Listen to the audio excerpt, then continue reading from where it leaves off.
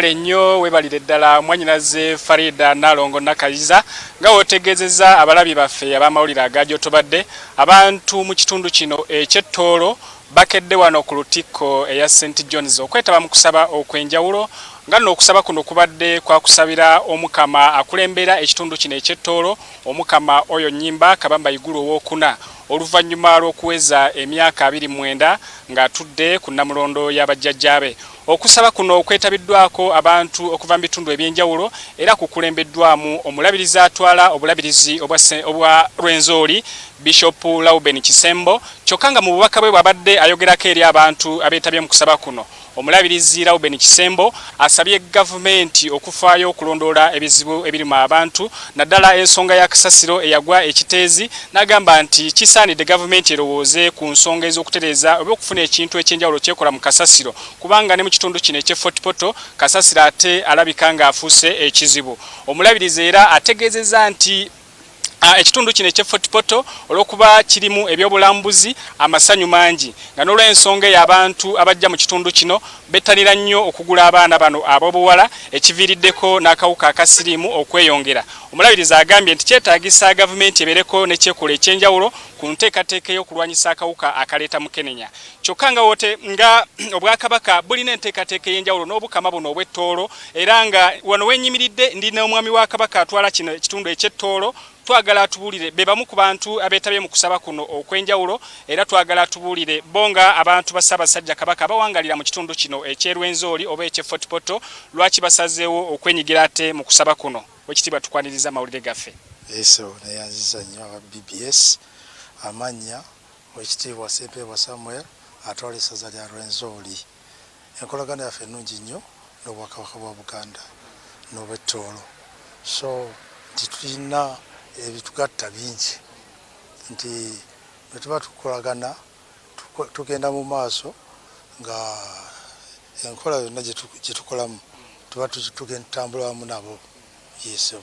Owekitiibwa omulabirizi ayogedde ku nsonga y'akawuka ka mukenenya akali mu kitundu kino eky'Ettoolo. Mulina enteekateeka ng'abantu abaami ba Ssaabasajja Kabaka bali mu kitundu kino okuyambako abantu bano okubongera okubabangula mu nteekateeka y'okulwanyisa akawuka ka mukenenya.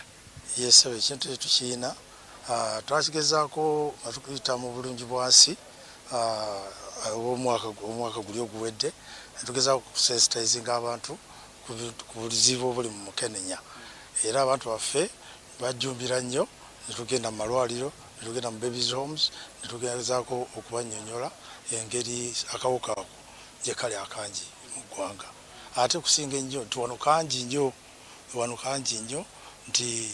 olina okubeera omwegendereze nnyo mu buli kyokola wano. Yesu Owekitiibwa okutambuza wamu Obwakabaka n'obukama bw'Ettoolo mukolagana mutya okutambuza emirimu okulaba nti mutuusa obuweereza eri abantu? Enkolagana yaffe ennungi nnyo n'Obwakabaka bwa Ttoolo kubanga tukwataganye mu bintu bingi nti bwe tubeera n'empango ng'eno tujja ne tugyetabamu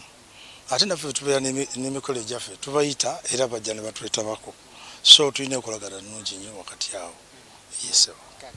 Webale nnyo webalire ddala oyo nno ye mwami wa Kabaka amulamulirako ekitundu kino eky'Erwenzori mpozi okutegeezaako katono nnyo amatikkira gano oba mu lulimi olutoolo kyoyinza okuyita empango guno eno y'empango ey'omulundi ogwa 29 era nga weetuukidde nga omukama oyo Kabamba Igulu aweza emyaka 31 egy'obuto oluvannyuma lw'okuba nti yakwasibwa okutuula ku ntebe y'abajjajjaabe nga aweza emyaka 2. Mwanyinaze Farida Nakayiza simanyi oba oyinayo ekibuuzo kyonna ky'oyagala okutegeera ku nteekateeka y'empango naye ebyo bye bimu ku bigenda maaso mu kiseera kino. Zubairi walira webale nnyo naye katono nnyo wano mu Bwakabaka bwa Buganda Ssaabasajja bw'aba akuza amatikkira tuba n'emikolo egy'ennono kigenda kubeera kitya mu bukama bwa Ttoolo ku mpango eya 29 ng'ali ku Namulondo y'abajjajjaabe tebalinayo mikolo gya nnono gyonna kigenda kukoma kusaba.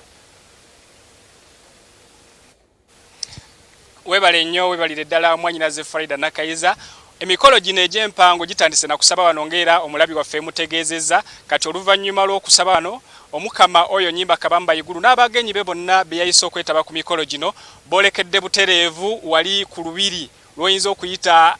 bolekedde buterevu okugenda mu lubiri nga mu lubiri lwe oluli waggulu ku kasozi we wagenda okubeera emikolo gyonna egy'ennono. mu nteekateeka eyo obukama bwa Tooro bukola emikolo egy'ennono era nga bwe mulaba egiba gikolebwa mu Bwakabaka kyokka ng'era njagala okutegeeza nti era mu Bwakabaka mu ngeri ey'enjawulo emikolo gino bukiikiriddwa bulungi omukubiriza w'olukiiko lwa Buganda Oweekitiibwa Patrick Luwagga Mugumbule wamu ne minisita avunaanyizibwa ku nsonga eza bulungibwansi mu Buganda Oweekitiibwa Jatimaria Mayanja Nkalubo be bamu ku bakungu oba oliawo abakiikiridde Obwakabaka era nga tubasuubira okuba nga be bamu ku bagenda okusoosowazibwa okwogera obubaka bwennyini obwo buvudde embuga okubutuusa ku bantu b'omukama ow'ettoolo.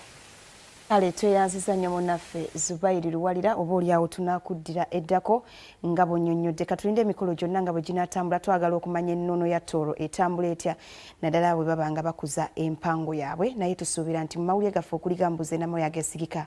ojja kuba oyongera okubirambulula.